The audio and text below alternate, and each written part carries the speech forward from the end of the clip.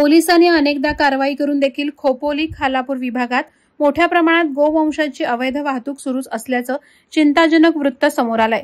खालापूर तालुक्यातील रस्त्यावर गोवंशाची अवैध वाहतूक होत असल्याची माहिती गुप्त माहितीदारांकडून मिळताच पोलिसांनी 4 टेम्पो आणि तब्बल 80 गोवंश जातीच्या जनावरांची सुटका केली। यानंतर पोलिसांनी मोठी कारवाई करत गो तस्करांच्या मुसक्या आवळल्यात, तर जनावरांची सुटका करून त्यांच्यावर उपचार सुरू आहेत।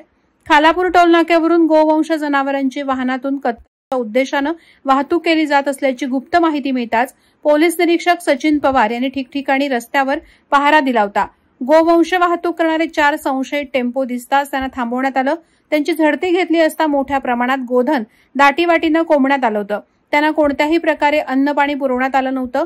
कोल्हापूर जिल्ह्यातील हातकणंगले तालुक्यातील वडगाव बाजारातून या म्हशी मुंबई देवनार येथे साठी घेऊन जात होते। खालापूर टोल नाक्यावर MH03 EG 5947, MH02 GG 5162, MH47 BL 5451 आणि MH03 PP 2327 या क्रमांकांच्या टेम्पोमध्ये 80 म्हशी प्रत्येक टेम्पोत 20 अशा प्रकारे अतिशय दयनीय अवस्थेत भरल्या होत्या।